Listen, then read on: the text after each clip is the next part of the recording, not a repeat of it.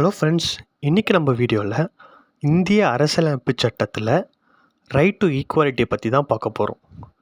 Right to equality article 14லேருந்து 18 வரைக்கும் சொல்லியிருக்காங்க. இந்த வீடியோவில் ஆர்டிக்கல் 14 பற்றி பார்ப்போம். ஆர்டிக்கல் 14ல் என்ன ஈக்குவாலிட்டி பிஃபோர் த லா, சட்டத்தின் முன் அனைவரும் சமம் சொல்கிறது தான் article 14. The state shall not deny to any person equality before the law or the equal protections of the law within the territory of India. இதனோட மீனிங் என்ன அப்படின்னு பார்த்தோம்னா, ஸ்டேட் ஷால் நாட், ஸ்டேட் என்ன பண்ணக்கூடாதுன்னா டெனி பண்ணக்கூடாது. யாருக்கு? Any person. அவங்க வந்து சிட்டிசனாக இருக்கலாம், இல்லை நான் சிட்டிசனாக கூட இருக்கலாம். ஓகேவா? ஈக்குவாலிட்டி, எந்த ஒரு டிஸ்கிரிமினேஷனும் இருக்கலாம், எல்லாருமே வந்து ஈக்குவலாக, லாக்கு முன்னாடி எல்லாருமே வந்து ஈக்குவலாக இருக்கணுன்றது தான் இதோட meaning. Within the territory of India, நம்ம பார்டருக்குள்ளே எங்கே ஒரு லா வந்து எனாக்ட் பண்ணுறாங்களோ அப்படின்னாலுமே அந்த லாஸுக்கு வந்து நம்ம ஈக்குவலாக தான் வந்து நடந்துக்கணும். எந்த ஒரு டிஸ்கிரிமினேஷனோ ஃபேவரிசமோ காட்டக்கூடாது எனி பர்சனுக்கு அப்படின்னு சொல்கிறது தான் இதனோட மீனிங். இதில் வந்து 2 டேர்ம் இருக்குது. Equality before the law or the equal protections of the law. இது ஒன்று பார்க்குறதுக்கு ஒரே சிமிலராக இருந்தாலுமே இது வந்து நிறைய மீனிங் வந்து கொடுக்குது. ஈக்குவாலிட்டி பிஃபோர் தி லா அப்படின்னா என்னன்னு பார்த்தோம்னா, இட்ஸ் அண்ட் பிரிட்டிஷ் கான்செப்ட். சரிங்களா? இது பிரிட்டிஷ் கான்ஸ்டியூஷனில் வந்து எடுத்தது. சரிங்களா? இதில் வந்து என்ன சொல்லுது அப்படின்னு பார்த்தோன்னா, இது வந்து நெகட்டிவ் கான்செப்ட்னு சொல்கிறாங்க. ஏன் இது நெகட்டிவ் கான்செப்ட்னு சொல்கிறாங்க அப்படின்னு பார்த்தோம்னா, ஸ்டேட்டுக்கு வந்து எந்த ஒரு பவரும் இல்லை. ஓகேவா? ஏன் அப்படின்னா, இது வந்து என்னது, எல்லாருமே ஈக்குவலாக நடத்தணும். எந்த ஒரு ப்ரிவிலேஜஸும் கிடையாது. நோ ப்ரிவிலேஜஸ்ஸு.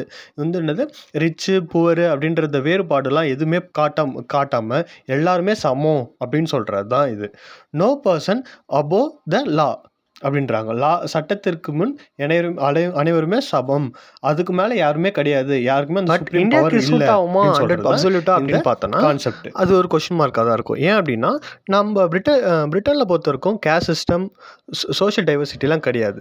பட் இந்தியாவில் அப்படி கிடையாதுல்ல. ஸோ இதனால் இது வந்து என்னது, நெகட்டிவ் கான்செப்ட்னு சொல்கிறாங்க.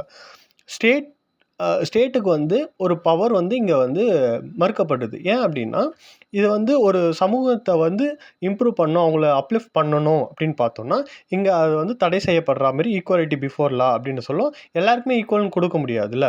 அங்கே வந்து ஒரு சர்டன் ரிசர்வேஷன் அப்படின்றத கொடுக்க முடியாத பட்சத்தில் இது நெகட்டிவ் கான்செப்ட் அப்படின்ற மாதிரி சொல்ல வராங்க. ஈக்குவல் ப்ரொடெக்ஷன்ஸ் ஆஃப் லா, இது வந்து அமெரிக்கன் கான்ஸ்டியூஷனோடைய கான்செப்ட். சரிங்களா?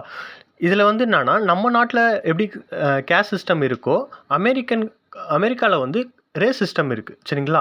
ஸோ அதனால் சிமிலராக இருக்கிறதுனால இங்கே ஒரு 2 டேர்ம்ஸ் ஆஃப் கான்செப்ட் வந்து கொடுத்துருக்காங்க. என்ன அப்படின்னு பார்த்தோன்னா, similar application of law in similar circumstances.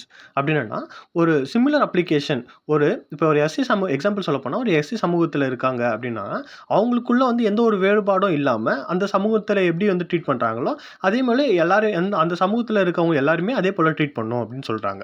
சரிங்களா? 2வது என்ன அப்படின்னு பார்த்தோன்னா, equal treatment in equal circumstances. இப்போ எக்ஸாம்பிள் சொல்ல போனால், இப்போ ஒரு டேக்ஸ் பேயர் வந்து 5 lakhsக்கு மேலே டேக்ஸ் பே பண்ணுறாங்க அப்படின்னா, அதே போல் எல்லாருக்குமே அந்த 5 lakhs லிமிட்டுக்குள்ளே பே பண்ணுற மாதிரி இருக்கணும். சரிங்களா? ஸோ அதனால தான் இதை வந்து என்ன சொல்கிறாங்க, பாசிட்டிவ் கான்செப்ட்னு சொல்கிறாங்க. ஏன் அப்படின்னா, ஸ்டேட்டுக்கு வந்து ஒரு பவர் வந்து கொடுக்குது அப்படின்றதுக்காக. இந்த ஆர்டிக்கலில் சர்டன் எக்ஸப்ஷனும் கொடுத்துருக்காங்க. பிரசிடென்ட், கவர்னரை கிரிமினல் கேசஸில், கிரிமினல் லைபிலிட்டிஸில் வந்து அரெஸ்ட் பண்ண முடியாது அப்படின்றதும், அப்புறம் வந்து எம்எல்ஏ, எம்பிஸை வந்து சர்டன் ப்ரிவிலேஜஸ் வந்து கொடுத்துருக்காங்க. அண்ட் டிப்ளமேட்ஸு, அம்பாசிடர்ஸுக்கெலாம் வந்து எக்ஸப்ஷன் வந்து கொடுத்துருக்காங்க. ஸோ சட்டத்தை பற்றி தெரிஞ்சுக்க என்னோடய சேனலை சப்ஸ்கிரைப் பண்ணுங்கள். தேங்க்யூ ஃபார் வாட்சிங் திஸ்.